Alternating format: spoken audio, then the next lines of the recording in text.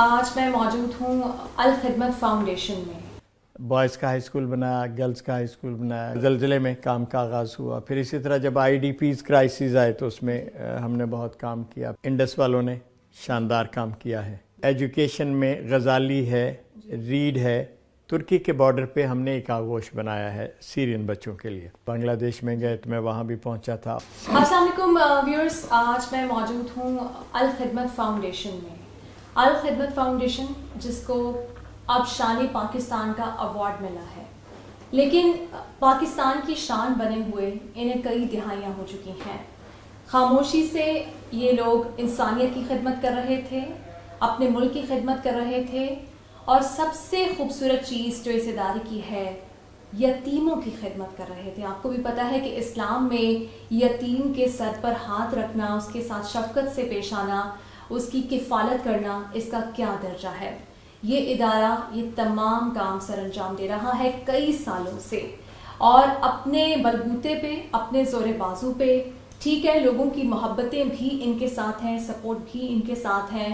یہ ادارہ کس طرح سے شروع ہوا اور آج اتنی کامیابی سے جو کام کر رہا ہے، اس کا سہرا جن شخصیات کو جاتا ہے، ان میں جو سب سے زیادہ روح رواں ہم جن کو کہہ سکتے ہیں، جو پرومیننٹ پرسنالٹی ہم جن کو کہہ سکتے ہیں، جو کہ کہتے ہیں سپر پاور امریکہ، جہاں کے ویزے لینے کے لیے ہمارے نوجوان جو ہیں وہ خواب دیکھتے ہیں، اس کو چھوڑ کر آ گئے اپنے عروج پر. 15-20 سال وہاں گزارنے کے بعد واپس آئے. پریزیڈنٹ الخدمت فاؤنڈیشن عبدالشکور صاحب ہمارے ساتھ ہیں. السلام علیکم سر. جی وعلیکم السلام ورحمۃ اللہ. الحمدللہ ٹھیک ہوں، شکریہ آپ کا. سر جیسے کہ میں نے آپ کے انٹرو میں بھی تعارف کرایا ہے کہ سب کچھ چھوڑ چھاڑ کر اوورسیز پاکستانیوں کے لیے پاکستان آنا، میں پہلے بھی آپ سے بات کر رہی تھی، بہت مشکل ہوتا ہے. لوگ کہتے ہیں کہ ہم کیسے اس ملک میں جائیں جہاں پہ کرپشن ہے، ہم کیسے وہاں پہ جا کے پیسہ انویسٹ کریں جہاں پہ ہمیں نہیں پتا ہوگا کہ ہمارا پیسہ کوئی ہم سے لوٹ کے لے جائے گا، تو ہمیں یہ بھی نہیں پتا ہوگا کہ پولیس کے پاس جائیں گے وہ تعاون کرے گی، عدلیہ تعاون کرے گی. ایک ایسی جگہ سب کچھ چھوڑ چھاڑ کر آنا، اور وہ بھی صرف انسانیت کی خدمت کے لیے. آپ کی فیملی نے کوئی سوال اٹھائے؟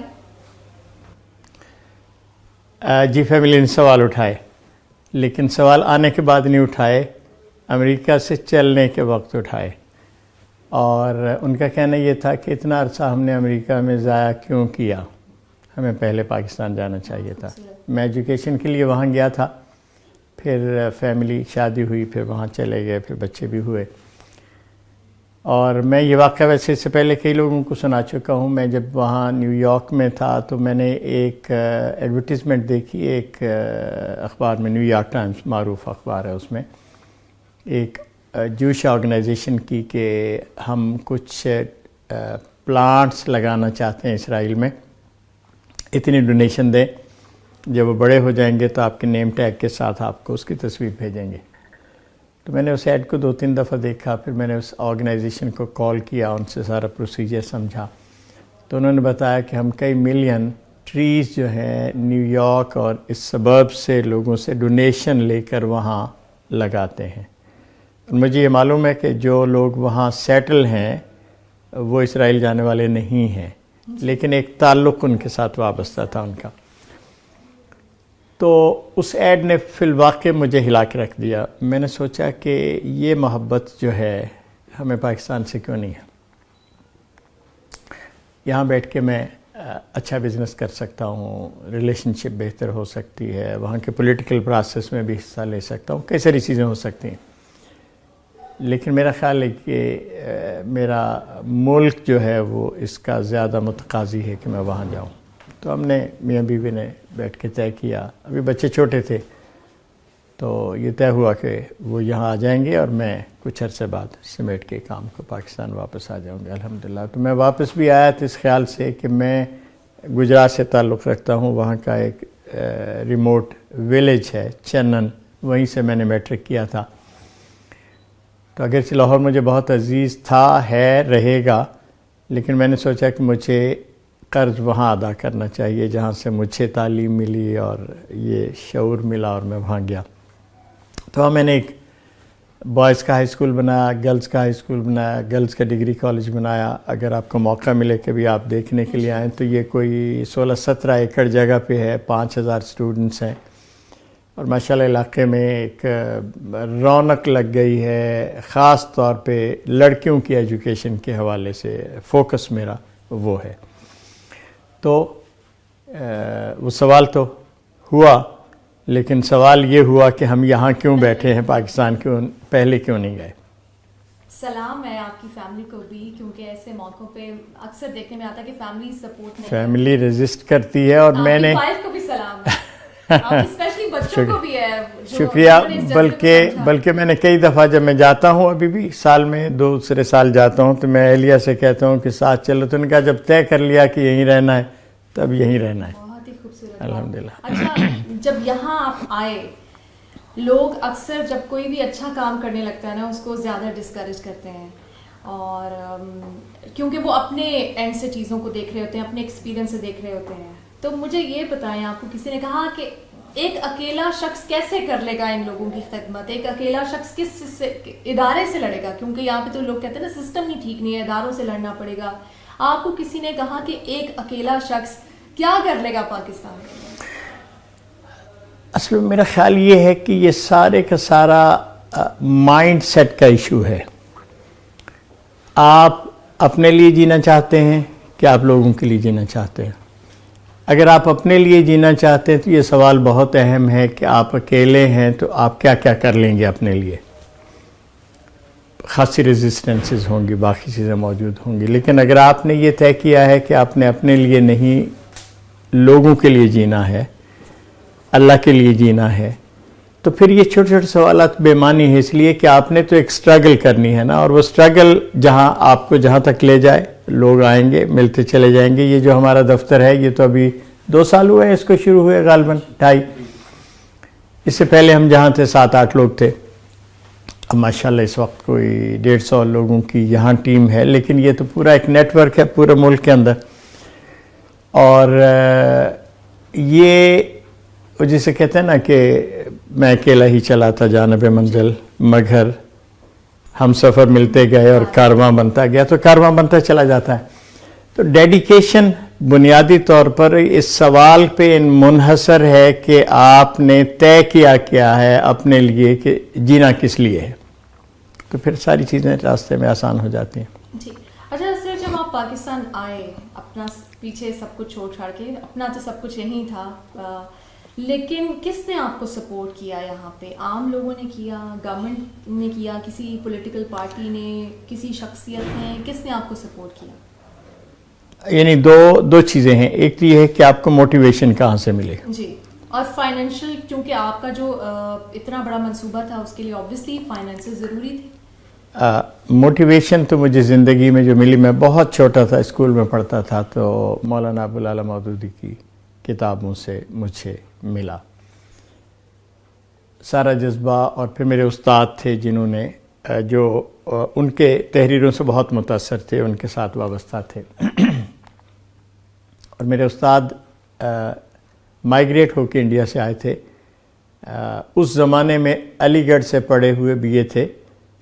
اسی گاؤں میں جس کا میں نے تذکرہ کیا، وہاں آ کے انہوں نے اسکول بنایا. ساری زندگی اپنا مکان نہیں بنایا، بچوں کے ساتھ انوالو رہے، انہیں موٹیویٹ کرتے رہے. اور ان کچھ نالائق لوگوں میں ایک میں بھی شامل تھا جو اس راستے پہ نکلا.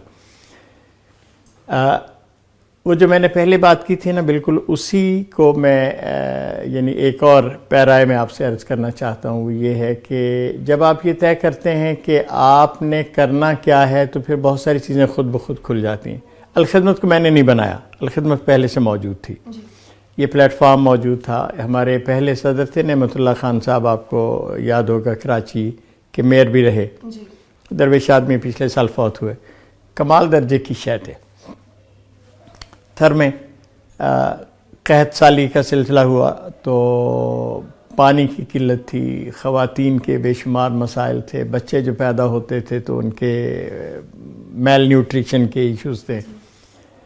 تو ابھی تو وہاں موٹر وے پہنچ گئی ہے، سی پیک نے خاصی تبدیلی کی. اس وقت وہ کراچی سے چلتے تھے تو رستے کا کچھ حصہ اونٹوں پہ سوار ہو کے جانا پڑتا تھا.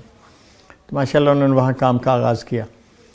اور اسی طرح زلزلے میں کام کا آغاز ہوا. پھر اسی طرح جب IDPs کرائسز آئے تو اس میں ہم نے بہت کام کیا. پھر جب 2-3 دفعہ بڑے سیلاب آئے پاکستان میں تو اس پہ الخدمت کے ورکرز نے پورے ملک میں کام کیا.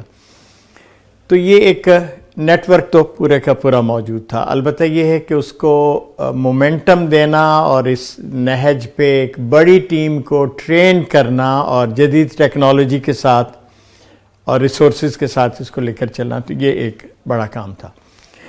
اور اس میں میرے ساتھ مجھ سے پہلے ڈاکٹر حفیظ الرحمان تھے جو صدر الخدمت کے تھے. سچ بات ہے ان کی بڑی موٹیویشن ہے اور بڑا ویژن ہے ان کا. اس وقت وہ پشاور یونیورسٹی میں پشاور میڈیکل کالج کے پرنسپل بھی ہیں, ہمارے ہیلتھ کے بھی ذمہ دار ہیں. تو الحمدللہ ایک بڑی اچھی ٹیم ملک کے اندر سیٹ ہوئی.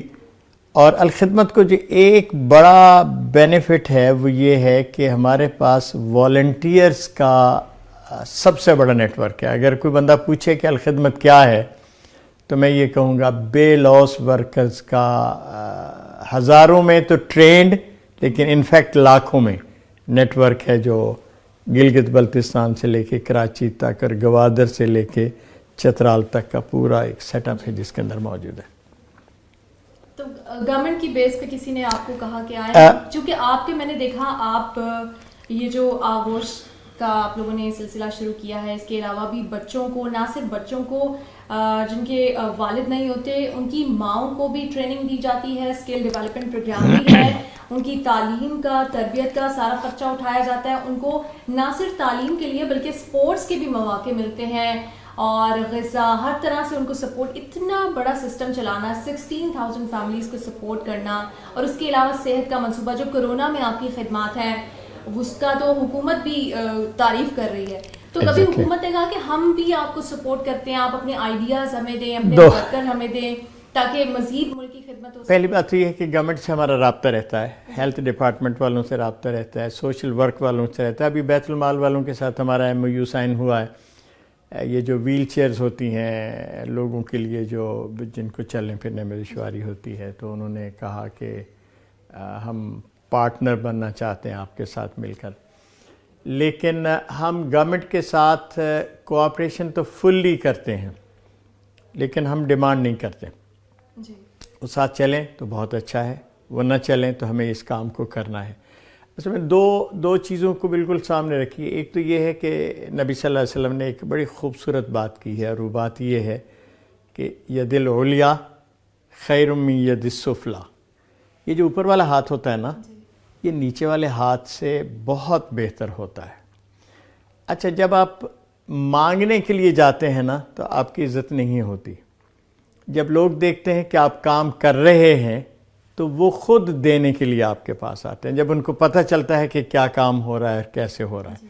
اور سچی بات ہے یہ کہ یہ جو کووڈ ہے اس کے اندر میں تو بسا اوقات امیجن بھی نہیں کر سکتا کہ کیا ہوتا ہے. کال آتی ہے کسی کو بھیج دیں, بندہ بھیجا میں نے تو انہوں نے 1 کروڑ روپیہ لفافے میں بند کر کے تو بھیجوایا. میں نے پوچھا کس لیے, کہنے لگے فوڈ کی ڈسٹریبیوشن کے لیے. میں نے کہا یار ان سے جا کے بات کرو کہ ہمیں ہیلتھ کے لیے بھی چاہیے, اس لیے کہ اب یہ جو کرونا کے سلسلے میں ٹیسٹ ہو رہے ہیں, جو ہم لیبز بنا رہے ہیں, جو باقی چیزیں کر رہے ہیں.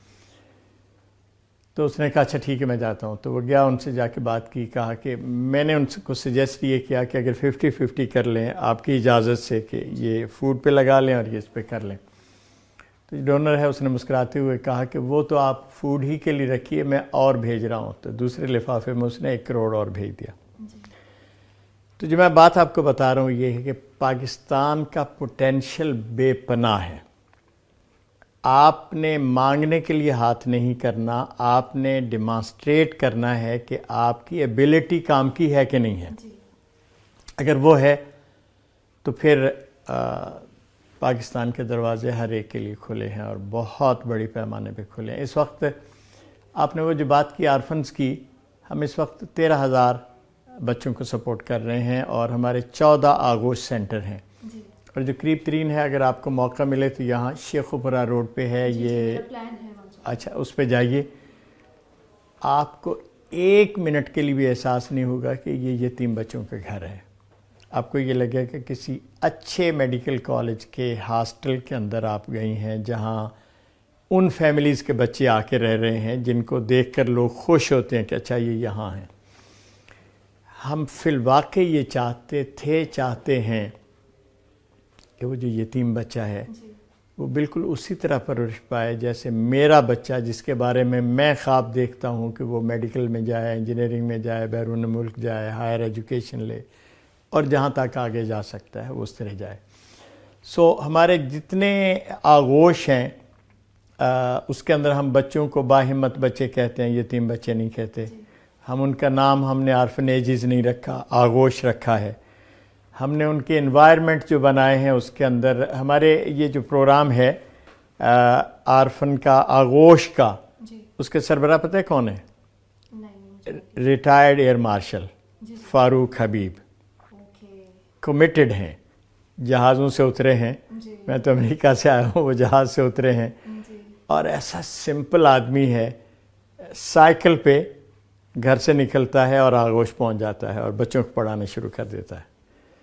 تو یہ ایک پورا نیٹ ورک ہے جس کو ہم نے قائم کیا ہے 14. اچھا، یہ اس کے ساتھ جو بچے گھروں میں اپنی ماؤں کے پاس ہیں ان کی تعداد 13,000 ہے. اور اس میں والد کو تو کوئی بندہ ریپلیس نہیں کر سکتا، وہ تو اللہ نے بلا لیا. لیکن والد اگر موجود ہو تو جو کچھ وہ کرے گا، وہ ان کے کھانے پینے کا بندوبست کرے گا، وہ ان کے علاج معالجے کا بندوبست کرے گا، وہ ان کی تعلیم کا بندوبست کرے گا. وہ چاہے گا وہ اچھے اخلاق سیکھیں، وہ چاہے گا کہ بچے انڈیپینڈنٹ ہوں. تو ہم یہ 4-5 چیزیں ان کے لیے کرتے ہیں. ان کو لازمی ہے اسکول کا جانا. سال میں ایک دفعہ ان کی ہیلتھ کے بارے میں ہم اسکریننگ کرتے ہیں، اور جو بچے اور اس کی بیوہ ماں کوئی ہیلتھ پرابلم رکھتی ہو تو ہمارے ہاسپٹل جو ہیں اس میں ان کو فری ٹریٹ کیا جاتا ہے. ہمارے جو پیسے بھیجے جاتے ہیں وہ تھرو بینک جاتے ہیں. ہم کیش ہینڈلنگ نہیں کرتے تاکہ ہر ایک کو پتہ ہو کہ کس کو کتنے پیسے ریسیو ہوئے ہیں اور کہاں ریسیو ہوئے ہیں. پھر ہم ان کو منتھلی جمع کرتے ہیں اور کھیل کھیل میں بچوں اور ماؤں کو سکھاتے ہیں کہ ان کو گھر میں پرورش کیسے کی جائے، اچھی چیزیں کیسے سکھائی جائیں وغیرہ وغیرہ. اور پھر ان ماؤں کو ہم انٹرسٹ فری لون دیتے ہیں اگر وہ کوئی چھوٹا موٹا کاروبار کرنا چاہیں. تو وہ ساری جو پروٹیکشن کی چیزیں ہوتی ہیں الحمدللہ ساری ہم اس کے ساتھ کرتے ہیں. اور یہ ہمارا آئی کون پروجیکٹ ہے. جی اچھا سر، مجھے یہ بتائیں، پاکستان میں پچھلے دنوں بہت زیادہ شور اٹھا NGOز کے اوپر. اس طرح کے بہت سارے ادارے جو کہ بیرونی فنڈنگ لے رہے تھے لیکن وہ پاکستان کے خلاف سرگرمیوں میں ملوث تھے. تو لوگ چیریٹی کرنا چاہتے ہیں کیونکہ پاکستان، آپ نے بھی بتایا کہ پاکستان میں سب سے زیادہ چیریٹی کی جاتی ہے. ایسے ہی. تو آپ کیا سجیسٹ کریں گے ہمارے لوگوں کو اویئرنیس کے لیے کہ کس طرح وہ پتہ چلائے کہ جہاں پہ وہ چیریٹی کرنا چاہ رہے ہیں یا آپ کے مشن میں یا کسی کے مشن میں شامل ہونا چاہ رہے ہیں کہ وہ ادارہ پاکستان کے لیے کام کر رہا ہے؟ کیونکہ پاکستان میں تو کسی کو پتہ ہی نہیں تھا. وہ ادارے اتنے سالوں سے کام کر رہے تھے، اتنی فنڈنگ ان کو مل رہی تھی، اور اب آ کے پتہ چلا کہ وہ تو پاکستان کے خلاف کام کر رہے تھے. اچھا، ایک خوشخبری سناؤں آپ کو اور اپنے ویورز کو. جی. وہ خوشخبری یہ ہے کہ پاکستان ایک بہت خوش قسمت ملک ہے. ڈیفینیٹلی اس میں بہت ساری NGOز پائنگ کے لیے آئیں. بہت ساری NGOز اس طرح آئیں کہ لوٹ کا مال لگا ہوا ہے بیرون ملکوں سے اور وہ گورنمنٹ کو نہیں دینا چاہتے اور وہ NGOز کے تھرو کام کرنا چاہتے ہیں اور اس کے ذریعے سے آتے ہیں. اور ارتھ کویک سے لے کے آنورڈ آپ کو بہت سارے نام پھر وار کے درمیان آپ کو ملے ہوں گے. ایک تو میں اپریشیٹ کرتا ہوں پاکستان کی ایجنسیاں اس پہ الرٹ تھیں اور انہوں نے اسے نسبتاً کنٹرول کیا. لیکن جو اصل خوشخبری کی چیز ہے وہ یہ ہے کہ پاکستان کے اندر الخدمت اکیلی نہیں، NGOز، جینون NGOز اتنی ڈیولپ ہوئیں کہ اس کی ضرورت ہی نہیں رہی کہ ہم باہر سے لوگوں کو بلا کے یہاں کوئی کام کرنا چاہیں. دیکھیے ہیلتھ کے اندر انڈس والوں نے شاندار کام کیا ہے. ایجوکیشن میں غزالی ہے، ریڈ ہے، سٹیزن فاؤنڈیشن ہے اور درجنوں اور ادارے ہیں جنہوں نے بڑے ویکیوم کو، ان کے سب کے اسکول جو ہیں جو بہت غریب نیبرہڈز میں ہیں وہ ہزاروں کی تعداد میں ہیں اور چیریٹی بیسڈ ہیں جس پہ اس کو لے کر چل رہے ہیں. ایدی فاؤنڈیشن ہے. قرض حسنہ میں اخوت نے بہت کام کیا ہے، اور آپ بنگلہ دیش کا ماڈل دیکھیں تو وہاں جو ڈاکٹر یونس نے کام کیا تھا وہ غریب آدمیوں کو قرضے دیتے تھے لیکن 30% انٹرسٹ پہ. جی. پاکستان کے اندر یہ جو قرضہ مل رہا ہے یہ 0 انٹرسٹ پہ مل رہا ہے. اس کے یہ جو ایکسپینسز ہوتے ہیں اس کے کام کے، وہ بھی قرض لینے والے پہ نہیں ڈالتے، وہ آرگنائزیشنز خود اپنے کھاتے میں ڈالتی ہیں. تو اٹس اے بلیسڈ کنٹری کہ جس کے اندر home grown NGOs جو ہیں انہوں نے اس خلا کو پورا کیا ہے، اور الحمدللہ اس کے سبب سے سوسائٹی کے اندر ایک امید پیدا ہوئی ہے. بہت خوبصورت آپ نے یہ وضاحت کر دی ہے کہ کن کو آپ اپنی چیریٹیز دے سکتے ہیں، کن کے اس مشن میں آپ شامل ہو سکتے ہیں. آخر میں بالکل پاکستانیوں کو اور پاکستان سے باہر جو ہمارے لوگ اسپیشلی اوورسیز پاکستانی ہیں، کیونکہ آپ نے اپنا سفر شروع کیا، امریکہ چھوڑا اور آئے، ان کو کیا میسج دیں گے؟ کیونکہ وہ بیٹھے بہت کچھ کرنا چاہتے ہیں پاکستان کے لیے لیکن خوفزدہ ہیں، قدم نہیں اٹھا پا رہے. میں کریکشن کرنا چاہوں گا، خوفزدہ نہیں ہے. اوورسیز پاکستانی بہت کنٹریبیوٹ کر رہے ہیں، اور ایک تو ریمیٹنسز ہیں نا جو ملک کے اندر آتی ہیں، وہ اکانومی کو سپورٹ کرتے ہیں. ایک خود یہ جو سوشل ورک ہے اس کے اندر ان کی کنٹریبیوشن لاجواب ہے. میں ذرا تھوڑا سا ایک اور شے آپ کے ساتھ شیئر کر کے بات کرتا ہوں. وہ یہ ہے کہ جب بہت ساری این جی اوز بیرون ملک سے پہلے آتی تھیں اور ہم بھی ان میں شامل تھے، جس میں ہم دیکھتے تھے وہ جو آ رہے ہیں نا وہ آپ کو کیا دیں گے، تو آپ ان کے ساتھ ایک ریلیشن شپ بناتے ہیں، پھر ان کے پتے لیتے ہیں، پھر بیرون ملک ان سے کانٹیکٹ کرتے ہیں. ترکی ہمارا بھائی ملک ہے اور وہ پاکستان میں بہت انویسٹ بھی کرتا ہے، چیریٹی کے کام میں بھی کرتا ہے، اور ہمارے ساتھ ان کے کوئی 8-9 ادارے ہیں جو کام کرتے ہیں. لیکن وہ جو میں نے جس کا آغاز میں بھی ذکر کیا تھا، وہ جو اوپر والا ہاتھ اور نیچے والا ہاتھ کا جو ہے، تو ہم کبھی کبھی جاتے تھے وہاں، تو ایسے ہی ہوتا تھا کہ بہت ساری این جی اوز آئی ہیں اور ساری اسی لیے آئی ہیں کہ کچھ آپ کی ڈیمانڈ ہے، کچھ آپ ان کے ملک کے اندر کام کریں. الخدمت نے اس کلچر کو بدلا. ہم نے ملک کے اندر سے ریسورسز کلیکٹ کیے اور اس کے بعد یہ طے کیا کہ ہم باہر سے سپورٹ نہیں لیں گے، باہر سپورٹ دیں گے. ترکی کے بارڈر پہ ہم نے ایک آغوش بنایا ہے سیرین بچوں کے لیے، اور الحمدللہ بہت اچھا چل رہا ہے. میں ابھی رمضان میں انشاءاللہ وہاں جاؤں گا، اگر کووڈ کے حالات ٹھیک ہوئے تو. اس کے سارے پس منظر میں روہنگیا کے مسلمانوں پہ جب برا وقت آیا اور یہ بنگلہ دیش میں گئے تو میں وہاں بھی پہنچا تھا، اور اس کے بعد ہم نے سوچا کہ پاکستان اور بنگلہ دیش کے چونکہ تعلقات اچھے نہیں ہیں اور بنگلہ دیش ہمیں ڈائریکٹ اسسٹنس نہیں کرنے دیتا، تو کوئی راستہ نکلنا چاہیے. تو ہم نے انیشیٹو لیا اور استنبول میں ورلڈ وائز مسلم آرگنائزیشن کی ایک کنسورشیم بنایا 25 آرگنائزیشن کے ساتھ، جو مل کر کام کریں اور لیڈ لیں ہمارے وہ برادر ملک جو بنگلہ دیش میں آسانی سے جا سکتے ہیں. لیکن یہ الخدمت نے کیا اور الحمدللہ اس پہ ہم نے کروڑوں کا کام کیا، ابھی بھی کام جاری ہے. تو جو میں بات آپ کو بتانے لگا ہوں وہ یہ ہے کہ جب ہمارے ترکی کے بھائیوں اور آرگنائزیشنز کو پتہ چلا کہ الخدمت اس پوزیشن میں ہے اور وہ یہ کام کر رہی ہے، تو اب جب وہ آتے ہیں یا ہم جاتے ہیں تو اب ریلیشن شپ بہت مختلف ہوتی ہے. ان کو پتہ ہوتا ہے کہ یہ ایک انٹرنیشنل پس منظر میں ایک بڑی تنظیم ہے جو مسلمانوں کی ہیلپ کرنا چاہتی ہے، محض مانگنے کے لیے نہیں آتی.